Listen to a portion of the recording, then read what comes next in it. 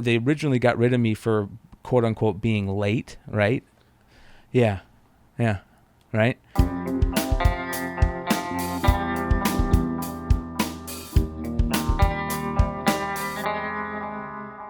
Where the fuck is McClay? 3 quick questions before you come in, McClay. What's that? What time did you say we were going to shoot today? In between 1 and 2, I can pull up the text.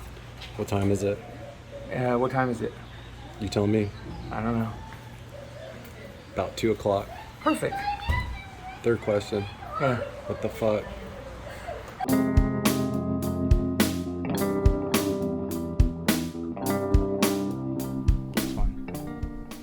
All right. Action. Awesome. This is the Bogcast. I'm your host, Keith Obit, joined with my best friend, Brian McClay. He showed up, about 40 minutes late today, so he is officially fired. So this is his last show. The outro interview. This is my HR outro interview. Oh, yeah, when you get... Do they interview you when you get fired? Oh, yeah. I don't think I've ever been fired. Yeah. I had to when so what do they ask you? When I went into mine, they're like, they sit down with you and they da-da-da, and I had to sit there, and I sat there for like 13 seconds. I thought to myself, I can sit here and tell these 2 motherfuckers everything that I ever wanted to say, but if I do that, am I going to ruin my career, you know? And so like it's like a future employer calls them, yes. and like, this dude was a dickhead. Yeah. So what are those things? Here, what are those things that you would like to say to me if you could? I just wouldn't expect a friend to fire another friend. What the fuck? This is 3 strikes. You had 2 strikes, you know. Hey, I want to give people Plus, advice. you're the one that sets the shooting time. Yeah, I know. You should just say 3. That's why I said in between 1 and 2. I thought you meant shoot from 1 to 2. Oh, no. I said I'd be there in between 1 and 2. Oh. Yeah. So do I need to take back that 3rd strike? No, you're still fucking fired, dude. This is it. I want to give people... This is fucking it. I do want to give people some advice, because one of my biggest regrets, so if you ever do get fired and you go sit in front of those people, or you have a chance to say something to your boss, tell them to fuck off, because you will regret it. You will 100% regret it. I regret more than anything telling those 2 people, fuck you for this. Nobody fucking likes you. Everybody thinks you're a little Hitler. Fuck you. You're cool. Fuck you. Yes. Fuck you. I wish I would have done all of that. So you don't have to fucking go crazy and break shit, but definitely tell them to go fuck themselves and what you want to tell them and what you've always wanted to tell them, because you will fucking regret it. Good advice. But you might not have gotten your job at Honeywell. No, I'm talking about from Honeywell. Oh. Yeah. I see what you're saying. I thought you meant from ST to Honeywell. No, definitely 100% Honeywell. Did you have an opportunity to do that? Yeah. I passed it up. Damn. Yeah. I sat there. I literally stopped for like 30 seconds and I just sat there. Was there a part of you in the back of your mind that was like, I might come back into this industry? 100%. So that's why I didn't do it. That's why I didn't do it. Because matter of fact, I was gonna go and get a job at another plant, the same company. Honeywell? Yeah, guaranteed I could have gotten a job, at another plant, because they had been planning on hiring me. They were trying to pull me away, So because of that, like it was so funny, because in the meeting, like they're like, do you have anything to say? And I just sat there and I looked at the table for like 30 seconds, and that you could tell it was like uncomfortable. I'm just thinking in my head, do I want to do this? I was just thought really hard, and then finally I just went nope, let's do it, like that, and just got up and grabbed my shit and walked out. Or someone's being a dickhead, right? And then you don't say something, and then when I, later on that day, I'm like, I should have fucking said them. Fuck them, right? Fuck it. But then there's times where I do say something, and then I regret it. Yeah. So it kind of goes like, does that make sense? Like, it was like goes both ways. Ultimately, I don't want any altercations. I just try to keep to myself. I don't want to get in fights. You know what I mean? I just want to fucking just live my day. But I just find myself regretting it when I do it and regretting it when I don't do it. Yeah. Well, my biggest regret is the thing that they finally got rid of me for. So they refused. So when I got let go, COVID happened right as I got let go, right? So I jumped into the COVID things, right? Because it happened right during COVID. And so I tried to get unemployment, and my company, the company that fired me, said no. And I was like, no. They're like, no. We're you have to, and if they say no, you have to literally go to court and have a judge, and you tell the judge why you think you should get it, and they say why they don't. So I went and got, and all my stuff I went and got. So they originally got rid of me for quote unquote being late, right? Yeah, right. Well, not late. Sorry. Don't take that back. Well, no, it is for being late, right?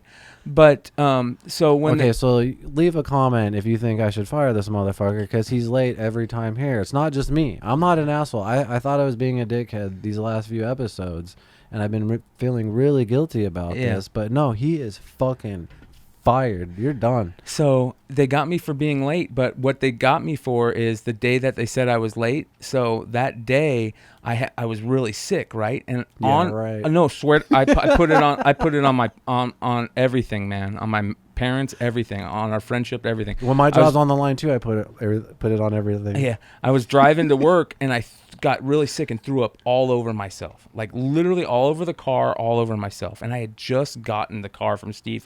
Sorry, Steve. He doesn't care now, but I felt so bad because I thought I was gonna be giving it back to him because remember I had wrecked my car and trashed my car, so I didn't have a car. So that first day I'm driving in the new car, in the car Steve gave me, and I threw up all over myself. And I'm like, fuck. And so I called the engineer that I was working with, the other engineer I was working with, and the other technicians that were working on that program. And I said, hey, is the job ready today? And they said, no. And I said, okay, so there's nothing going on this morning? No. I said, okay, I'm running late. I'm going to call my engineer and let him know. I called my engineer. He didn't answer. I texted him. Hey, I'm running late.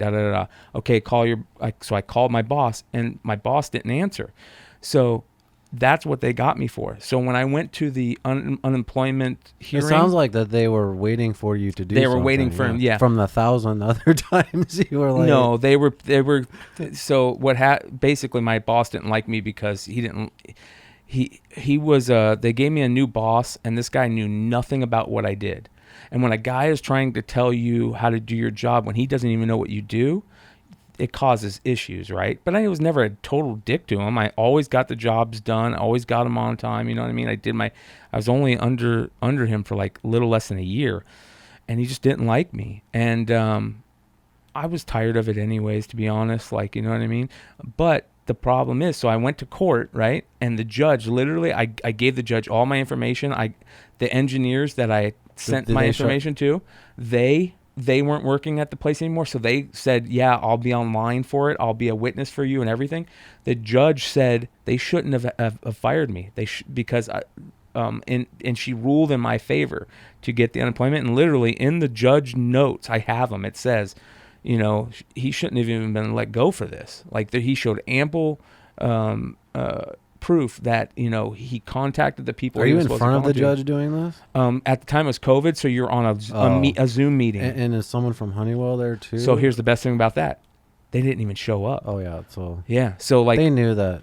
Yeah, They were probably just trying to make it as hard for you as possible. Yeah, because they did not like you for some reason. Yeah. So, how long did you work there? Almost 15 years. Damn. Yeah. Anyway, yeah. So say fuck you whenever possible. Mm-hmm. I guess we've been hyping up the last 6 months, and especially the last few episodes, to this bullshit. Is this the full report? Isn't that sad? That's the full report. You got to be kidding me. I'm not kidding you. It's 9 fucking pages. They couldn't even make it 10 pages. I thought it'd be like 9,000, and you'd have to read to find the good stuff. Holy shit! This is it. 9 pages, bro. 9 pages, not even printed on both pages. Okay, so overall, I am disappointed only because I don't know. You didn't get anything. You got nothing. We didn't get nothing. They did admit they don't know what the fuck was 143 or something. 144 incidences that they gathered from 2001 till 2015, I think. And out of those 144, 143 of them, they don't know what they are. Okay, so at least that's a start. Mm-hmm. But obviously they know way more. I just thought, no, I didn't. They weren't gonna say shit. I mean, we knew they weren't gonna say shit. Yeah. I was hoping we get our hopes up on that for shit. some type of aliens. Yeah, aliens. We were all hoping for aliens. Yeah. And here's why: because we knew the other shit that they talked about in here. We already knew that stuff. Like the government already came out and said, "Yeah, we don't know what these things are. We don't." Hold on, no, we're okay. Some of the things that I liked was where they talked about the other, like people always say, oh, is it security issues because we have, let's see here. Are you talking about like China or Russia? Yes, exactly. So UAP clearly pose a safety of flight issue and may pose a challenge to U.S. national security. But let me find this here. Are you saying that in this document it says that it can't be from foreign either, yes. right? Yeah. Yeah. It says, okay, UAP threaten flight safety and possible national security. UAP pose a hazard to safety of flight, obviously, right? There's all this crazy shit going on there, and they can do whatever they want, and we can't stop them, so that's a big issue. When aviators, it says here, ongoing airspace concerns. When aviators encounter safety hazards, they are required to report these concerns. Depending on location, volume, and behavior of hazards during incursions on ranges, pilots may cease their tests and or training and land their aircraft, which has a deterrent effect on reporting. The UAPTF, which is this group, has 11 reports of documented instances in which pilots reported near misses with UFOs. 11 reports in this thing where these pilots almost got hit by UFOs or they almost hit UFOs. That's fucking crazy to me. Explaining UAP will require analytic collection and resource investment. So basically one of the things that they said in here was that they want pilots and people to start reporting this because in the past there was a negative connotation with this, right? So pilots and stuff wouldn't even bring it up because they would be feared that they would be taken out of the plane. I brought this up last podcast though, is who do you report it to accurately document all of these? Yeah, this is the group, it sounds like. Because it's just an easy Google search didn't have anything pop up for it. Yeah, so. Yeah. All right, so this is interesting. It says it's looking for novel ways to increase collection of UAP cluster areas when U.S. forces are not present. What does that mean? That's as a way to baseline standard, UAP activity. I'm wondering, what are the cluster areas? Well, that also means that they're going to be talking to to citizens. They're going to be talking to citizens rather than just, and that's that's mitigate good. The collection bias in the data set. Wow. So here are the things that they say these were, right? It says UAP probable lack of a single explanation. Basically, they're saying they don't know what these fucking things are. They have a couple ideas what they think they could be. 1, airborne clutter. These objects include bird balloons, recreational unmanned aerial vehicles, or like drones and shit, UAVs, or airborne debris like plastic bags that muddle a scene. The reason they put that in there is because the only case that they could explain was a large deflated balloon. So that's probably why they put that in there, right? Another thing they say that it could be is national atmospheric phenomenon. Yeah. Bullshit. USG, some UAP observations could be attributed to developmental and classified programs by U.S. entities. We were unable to confirm, however, that these systems accounted for any of these UAP reports. So basically right there, they just said none of the 144 UAP reports. Whenever I say UAP, that means UFO. None of the 144... That's like, to be clear, this is like the new terminology for it now, it sounds like. Yes. So that UAPs instead of UFOs. Yeah. I've noticed unidentified aerial phenomenon. Yeah. I've noticed like UFOs kind of not used as much. It's a stigma. Anymore. There's a stigma to UFO. People, when you say UFO, people go... That makes sense. Yeah. They sing the X-Files theme song or something, yeah. Like fucking assholes. I have a really dumb question just really quick. So the UAPTF, the Unidentified Aerial Phenomena Task Force, is this a government agency? Yes. So let me explain how this worked, okay? So originally, And how long have they been around? They've been around for a while, right? So and they're the ones who came up with early, this. yeah. Early 2000s. Harry Reid puts together gets pressured by other people around him to put together a task force. He puts together ATIP. Who's Harry Reid? Harry Reid was a politician from Nevada, on the far left. Very, depending on who you talk to, it's very divisive. What was his motivations in this? Well, so he's from Nevada. He was friends with Robert Bigelow. Robert Bigelow is a billionaire who owns Bigelow Aerospace, which is one of the like Virgin Aerospace, Amazon, Elon Musk. He's like Elon Musk, right? And Robert Bigelow lost his kid, before he young, and he's always wanted to try to find a way to contact his kid. So he was like looking into like talking to people after death, this and that. So Robert Bigelow kind of got involved in fringe topics, and then he, because he was in aerospace, he started talking to people about UFOs, and then he started getting the real deal because he started talking to politicians and this and that. And these are the people that we need in it because they have the funding and the money network talks to do it. Yeah, money talks. So Robert Bigelow pressured Harry Reid to start this group, right? Okay. Harry Reid starts this group in the Pentagon called ATIP, which was aerial threat. I forget. Let me look up what ATIP stands for here.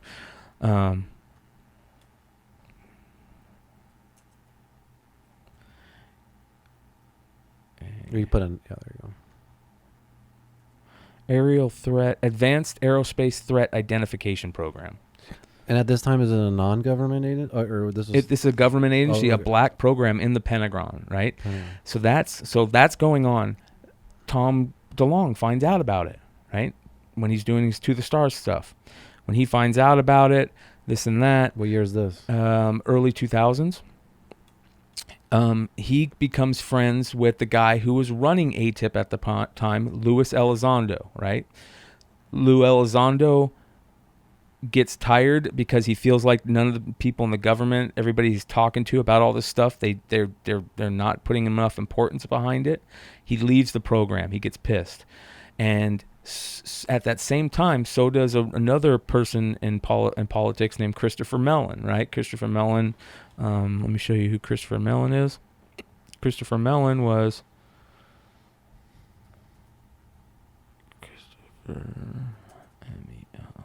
Christopher Mellon. So Christopher Mellon is a former Deputy Assistant Secretary of Defense, right, for Clinton and Bush. So Christopher Mellon hears about this too, and Christopher Mellon gets some leaked videos and gives them to Elizondo, who is now working for To the Stars with Tom DeLonge, and Christopher Mellon comes over to the Stars and brings those videos with him, right? Those are the videos that we've been seeing the last couple of years. Those comes directly from that program. So So when this starts happening, people start knowing and realizing about all these real programs. And yeah, so that's been the last couple of years where we've been like, holy shit, did you see that video? Oh, did you hear about how they have collection sites? Not even that, but holy shit, there's a government program. There's a government program, yeah. And not only that, the New York Times article came out, right? That changed everything. And what a lot of people forget about that New York Times article is, buried in that article, it talks about that they have collections of pieces from these vehicles. Yeah, that are otherworldly. Yeah. So not just that they see them, they have crash sites. Yeah. And yeah, totally. I forgot about that. We used to talk about that all the time. So anyways, that happens. The government then says, okay. And then at this time, Marco Rubio, who's a politician, right? He says, all right, I want to find out about this. He slips into the coronavirus bill. Hey, we want to report immediately. I thought the one that in December, right? Yeah. I thought Trump did that. No. Trump signed the bill. Oh yeah. But Rubio put it in there. Yeah. Okay. Yeah. But with Trump wants to know this shit too, right? Yeah. That was known before Trump was ever into office that he was, he wanted to find this shit out, it's these little small increments that these people are doing that are making these lead up to this. Yeah. Lead up to this, which I know we're saying it's bullshit and all that, but like I said, at least it's a small step towards.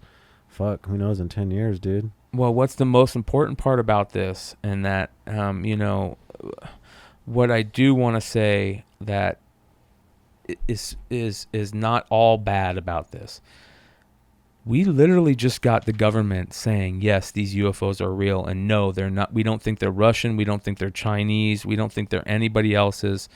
We don't know what they are. We don't know where they're from. Yes, they said we could not prove aliens, but they could not disprove it either, right? So they don't know what it is. And the scariest thing is... They're just trickling it out. Yeah. Right? Well, the scariest thing that is that they admit these things are super fast, have no signs of propulsion, no wings, no nothing. They have no idea how they're doing this.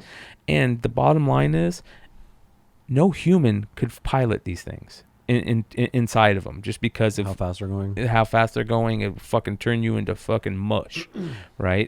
And these things stop on a dime. They do right turns, you know, just stuff that it could not be done if a human was inside piloting.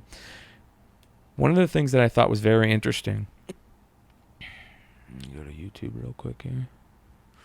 So we got to be careful what we play. Yeah. I think we can get away with most YouTube stuff. If just not like shows. Yeah. Take this shit. So if you guys watched the last episode, just really quick, there were some choppy edits. It's because we're new to showing, you know, internet footage, and we got some copyright strikes because we showed a scene from Northern Exposure. Don't show my screen during this part. Why? Because all your dick pics. Mm-hmm. Gay porn. So what are you showing me? Okay, so Lou Elizondo was on. I'm trying to go to my playlists, that type of shit. Where do I find that? It's over here, right? So Lou Elizondo went on to a podcast. I think it was like 20 hours ago, right?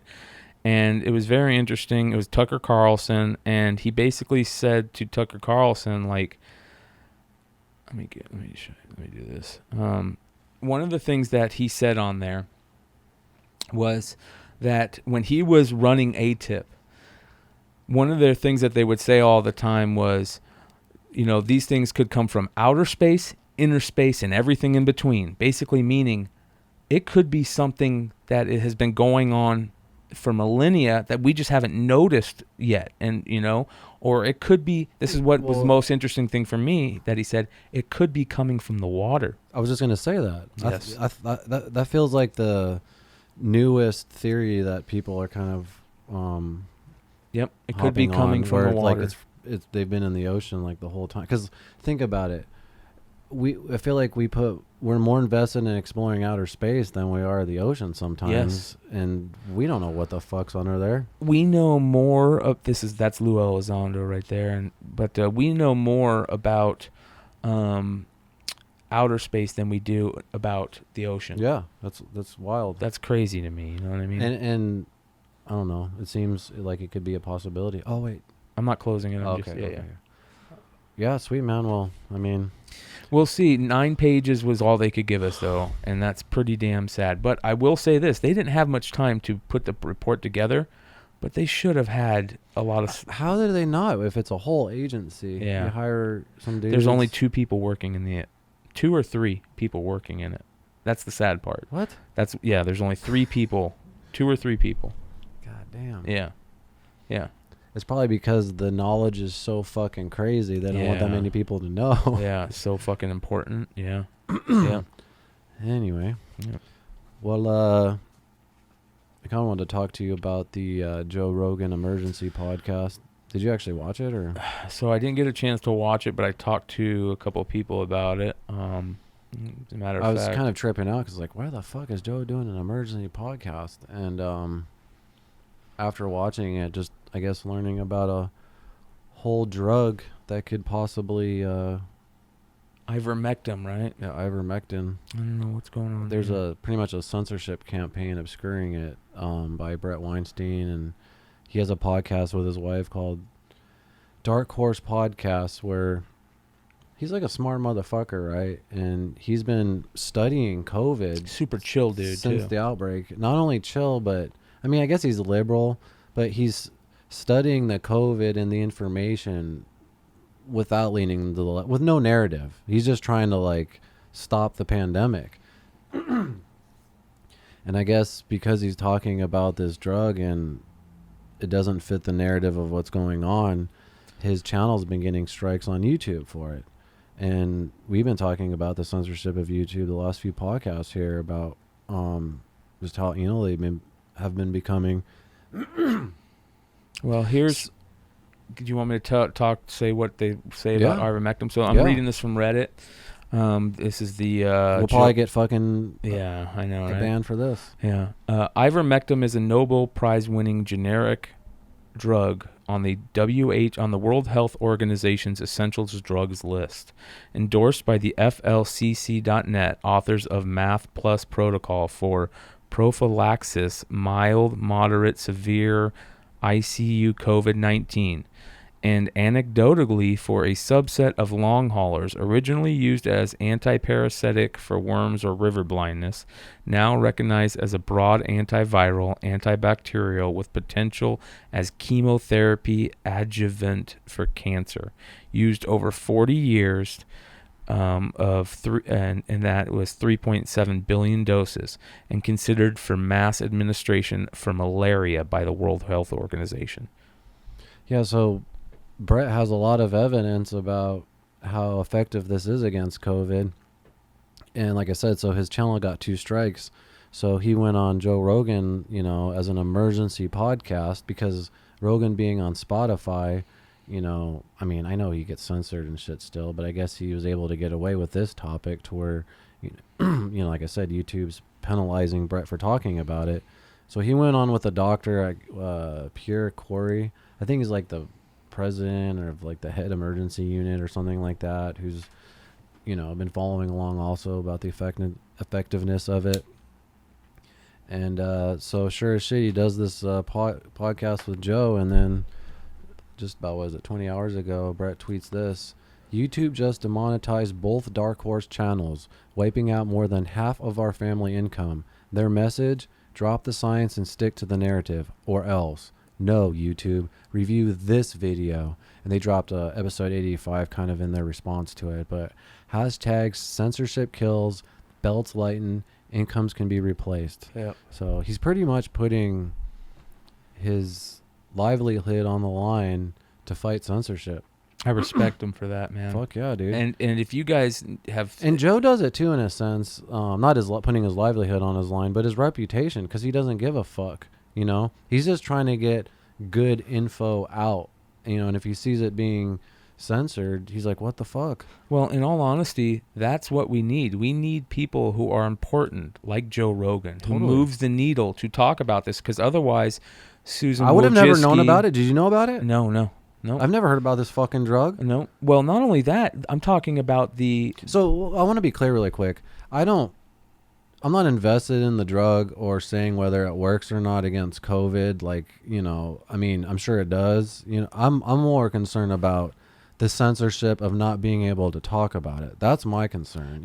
Yes. I mean, granted, don't get me wrong. I hope they're right and it is what ends fucking COVID and all that. But to me, it's like, why you can't talk about that? That's fucking crazy. Yeah. The most important YouTube, Google, Facebook, they have way too much control, and I'm sick of these people saying, oh, it's a private company, fucking they can do whatever they want. It's like, no, like that's the problem, is like letting these companies get away with that kind of shit. You know what I mean? Like, there's got to be some kind of line there. I mean, well, the only way that that's going to happen is when big people who are important start talking about it, and like Joe, because listen, YouTube knows about this. I saw that.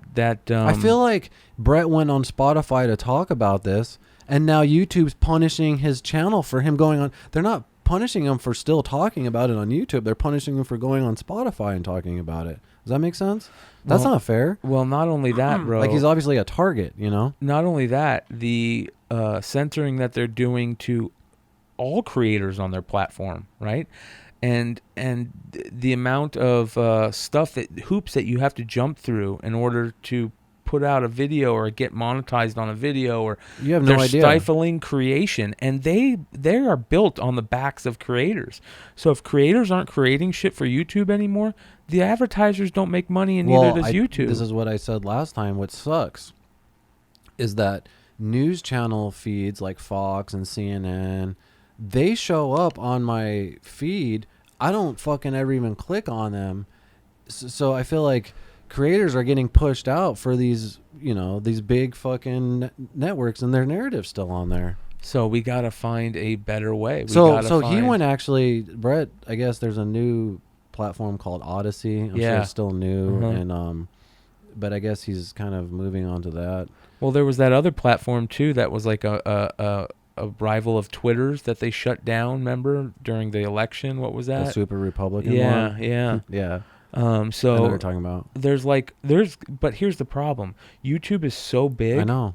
That the benefits of being found, like nobody would know who we are if it didn't show up, on their browse things. Like, you know what I mean? Like nobody would even see your podcast unless it showed up because of the algorithm. And that algorithm is so important with the amount of people watching it. But the algorithm should be more natural instead of controlled. Yes. I feel like there's too much hands on the algorithm.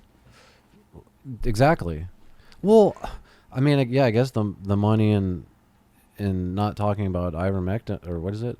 Ivermectin. Yeah, is just fitting to the narrative of the vaccines. And shareholders and all that shit. Is that what it is? Well, not only that. Look at the amount of people on this channel who are on YouTube. It's not this channel, on this provider that are pushing the opposite, and YouTube loves him for it. Like H3, Ethan Klein, like that dude is pushing. Like I hope YouTube censors those people, and he gets Susan on his channel. You know what I mean? Or like what's funny, bro? Wait, hang on a second. We're talking about Susan. So Susan Wojcicki is the CEO of YouTube. She went on his channel? She's been on his channel before, multiple times. Yeah.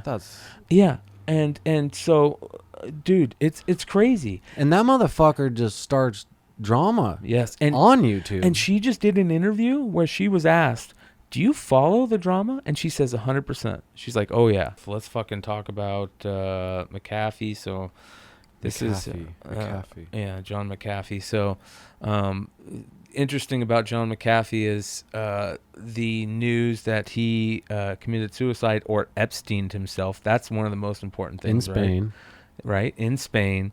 But that the media is calling it Epstein himself. That is very telling. The media calls it that? Everybody's saying it. I've seen people in the comments. Yeah. But I don't think I've seen that as a headline. So, but can you explain why he was in prison in Spain, how he's about to be extradited here? Yeah, so he the government came after him for a bunch of money he supposedly had hidden in cryptocurrency, and that they owed him taxes. And so they went after him. So see, here's the problem. Is there like a conspiracy that's not true?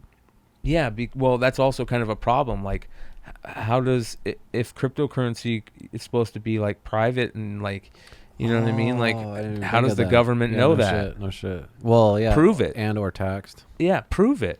Like, if that's what you're going after him for, prove it. Yeah, I didn't even think of that. Yeah. So, but anyways, like, if the problem is he thought that because he got away from the United States, that he didn't have, like, he could make money outside now for the United States, and the United States couldn't come after him.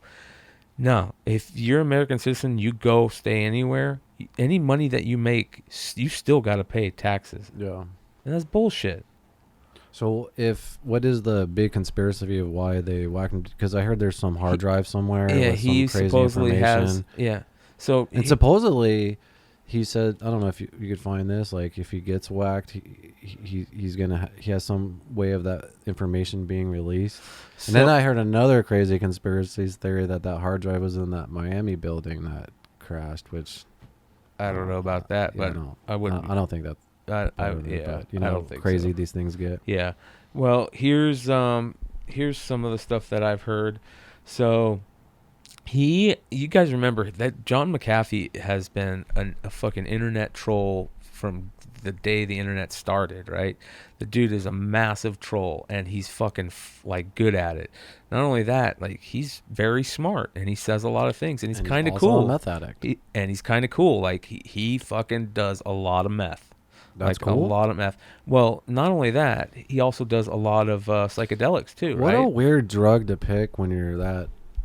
Well, meth rich. is never cool, but you know. That's what I'm saying. When you're rich, like, I don't know, meth is just such a white trash drug to me. You know. It's just like what's his name said. Cocaine. Cocaine is a fucking good drug. That's why people use it, right? You know. What did fucking Rick James say about cocaine? What's this thing about cocaine? Cocaine is a hell of a drug. Yeah. I don't know. Just meth. Meth is a hell of a drug. That's why people fucking. It is awesome. Don't get me wrong. When you smoke it, it is fucking great. It's hell of a drug. I don't know, that dirty element It's because gross. it's man-made and it's made from like chemicals under a sink. You know what I mean? Well, like at least cocaine comes from like the cocoa leaf. And I know gasoline. I know it's mixed and shit too, yeah. but I don't know. It just doesn't feel as dirty. Mm-hmm.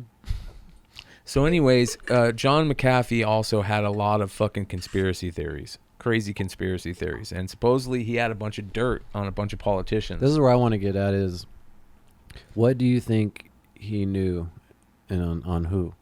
I think he had stuff on some people. I think he might have even known about like the type of shit that was going on with like Epstein and Ghislaine Maxwell and stuff, because he's had to have run in those same circles. He was going around the country. He was like, you know what I mean? He was a. So who whacked him and why? I don't know if anybody whacked him, but here's the thing. The only thing that's crazy is this. His wife talked to him. Like a few hours before. And his last words to her were, "I'll call you tomorrow morning." You know, he was. She said he didn't seem suicidal at all, and he's not a suicidal person. And he said a couple months ago that don't ever believe. Can you pull up that tweet? Yeah. So this is actually that's an actual real tattoo that you just pulled up. Yep. Because I saw that and I wasn't sure. I never know what's real and what's not anymore. You know? Yeah.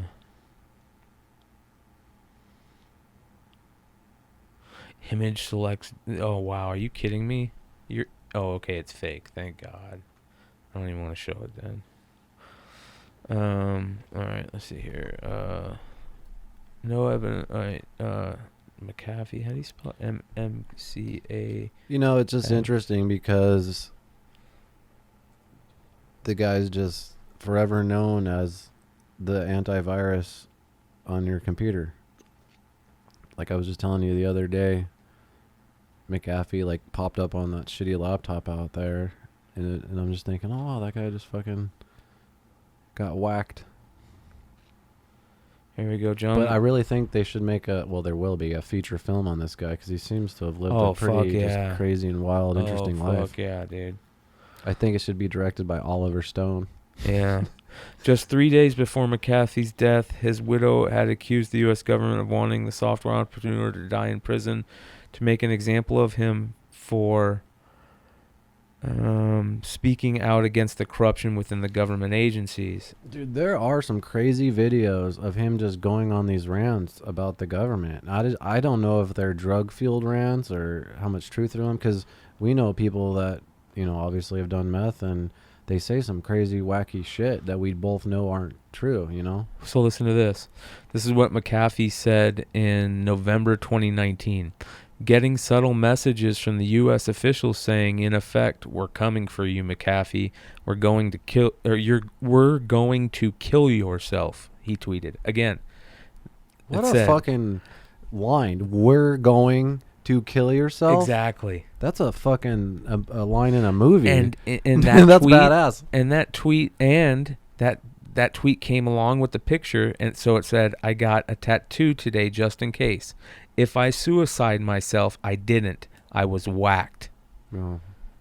So that's why people are. That's where all this is coming from, about, you know, the craziness of him being whacked or being Epstein because of what he knew, because he said he would never do it. The problem is that he asked for quiet time. Like, that's kind of weird, and say that again. What do you mean? Like, supposedly the guard said he asked for quiet time, like 3 hours or so before they found him. And like, just meaning like don't bother me. Yeah, don't bother me. And I guess that's a rule at the prison. You're allowed so much quiet time, And he had never taken it before, but now this time he was like, and it came 2 hours or so after he found out that the U.S. had won their extradition with Spain, and Spain was sending him back to the U.S. And he knew if he got back to the U.S., he was going to spend his whole life in prison. So that's why there is still that. Possibility of him actually just really killing himself. I mean, sad. But here's the other crazy thing.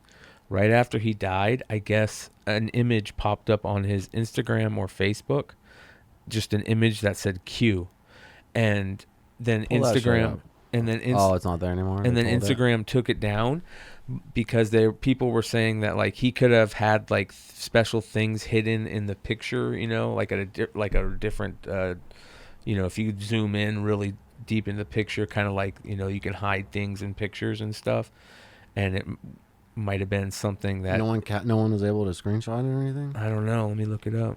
It's kind of cool, right? I think that's just some other wild bullshit. But yeah. Like, it is same thing with the do you know I'm talking about, that building that collapsed in Miami? Did you hear about that? Yes, that's crazy. So this is some other bullshit. Like, there was a tweet where it's fake, but John McAfee says, if I die, the hard drive with everything on it is at this address, and that address was supposed to be that building in Miami, but someone just faked it. Yeah, it's like fucking. So it says here, John McAfee's Instagram account was deleted. Oh, you mother! I hate that shit. Fucker. Fuck your dollar. No, actually, for $5, you can subscribe to our Patreon. Yes.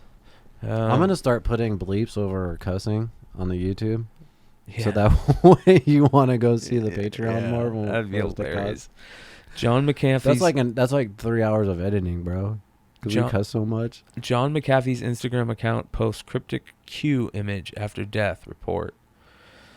Following the announcement of John McAfee's death in Spanish prison on Wednesday, his now deleted Instagram account uploaded an image of a black letter Q, a rallying cry for conspiracy theory QAnon. The image, which was posted less than an hour after the Spanish Justice Department confirmed his death, caused many curious observers and conspiracy theorists to question the cryptic post. That's crazy, man. Hours after the image was uploaded, the Instagram account was no longer visible and presumed deleted or hidden. The Q image was likely posted by someone representing McAfee's social media profile while he was in prison. There it is right there. Crazy. It's kind of nuts. Yeah, we're living in some weird times. Yeah. Anyway, the last 5 minutes, I just wanted to say, fuck you, Disney. Yep. I've already said this before on the podcast. I couldn't be more done with you. Fuck Disney. Recently, Lego came out with Boba Fett's classic Slave 1, but what was missing from the box was what? The title Slave 1. Yeah, it was called Boba Fett's ship or some shit. Like, what the fuck? They asked their creators, their Lego creators, to come up with another name for the ship. And did you see what what's his name tweeted? The dude that played him. I don't believe in slavery. Slavery is bad. Is it like a racist term? Like, I just don't get it. Like, it's so dumb, dude. It's just so the dumb. name of a cool ship. Yeah. Boba Fett's not. He's not necessarily a bad guy. I mean, he's not a good guy. There's no slavery involved. I mean, it's getting ridiculous, dude. It's a fucking word.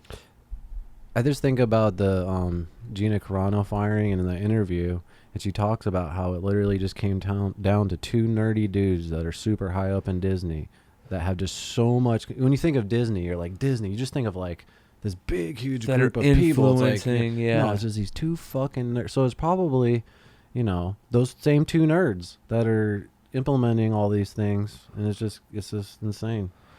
I'm so tired of it, man. Did you see what? Who's the dude that played Jango Fett? Oh, what's that dude's name? I have his autograph. I know you're talking about. Yeah, he put out a tweet that basically said, "Fuck no, my ship will always be called Slave One." Yeah, I saw that. To me too. Yeah.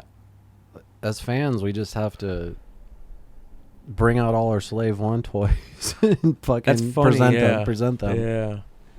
Those things are worth money, man. There's nothing that really says Slave One though, unless you have the box. Yeah. Well, comic books. I'm sure they call it in comic books. You know.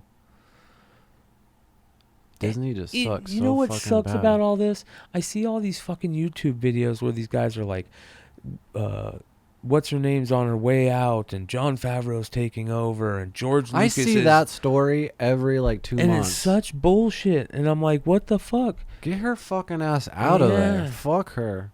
She fucking ruined my childhood. And the other part where they're like, well, not my childhood, but you get what I'm saying, what my childhood was, and then I wanted it to carry over to my adulthood, and she just completely she crushed ruined it. your adulthood. Adult childhood. She there was the rumors that George Lucas was taking back ownership of Star Wars, and he's gonna right the wrongs. I think it's that fucking Mike Zero guy. Yeah, fuck that guy. He goes on every day on YouTube and just spits bullshit. Yeah, and his titles are always the same. I don't understand how anyone listens to him, because everything he says never comes true. I take that back. He says so many wild things every day that 1 out of 1,000 actually do. Yeah. And then I don't know if that's how he gets viewers, but that guy sucks. Yeah. It's weird. It's really weird. Yeah, but I've been hearing that Jon Favreau and Kathleen Kennedy leaving story, I feel every 6 weeks months, at least. Yeah. Anyway, you want to talk about the Teespring and Patreon and all that gay shit? Yeah. Yeah, make sure you guys go check out our Patreon. We got stuff that we do on there that you will not see on YouTube, extra content, and it's also a place there where you can support us, and what we do if you like what we do. So for as little as $5 a month. Also check out our Teespring account for the new summer gear, and you can support us that way also. So other than that, that is a wrap on episode 136. It was a good 136 episodes with you, bro. Yeah. What are you gonna do now? What are you fucking talking about, bro?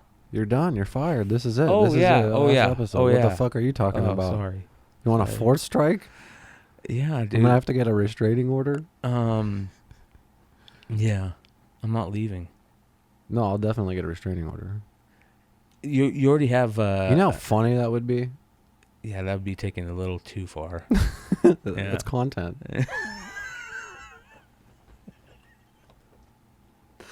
It's for 6 months. Yeah. That would be fucking funny.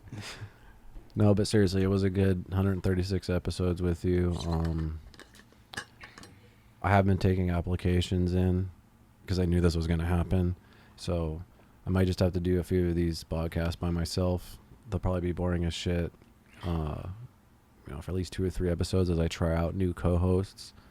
Yeah, it was a wild ride, man. Do you have any you want to talk about some of the great times? What was one of the highlights? So one of the first time, I first met Keith in high school, right? Freshman year. What the fuck? English class, right? I first met you in high school, right? There was this dude in this English class that I never thought that I would ever see this. I've heard about people talking about it, but I actually saw it. We actually saw it. And you know how when you have to watch Romeo and Juliet, the movie in Leonardo school? DiCaprio one? Oh. And and the old school one, and there's a scene where it the shows the Juliet's tits, right? And there was this dude in our class that had a wristwatch that he could set up to be the remote for the VCR. Henry. Henry, yeah. And he would pause it every time on her tits, and the teacher couldn't figure it out. And probably like 6 times in a row, he would pause it on her tits. We would die. We're all dying. It was one of the coolest things ever. So, what the fuck does that have to do with my question? So I want to say that I'm really good friends with this guy. And this is how that dude Henry was talking shit to me in that class, and he threw a book at him. Well, he threw a book at me. Yeah. And then I caught the book and threw it back at him, and that's when the teacher looked, and then I got in trouble. Yep. So, motherfucker. Fuck you. Fuck you, Henry. Fuck you. Fuck you. I'm out. Yeah, get the fuck out of here. Leave your shit, too. Leave the weed. I'm keeping it. All right, bro. All right, guys. That's a wrap on episode 136 and Brian McClay.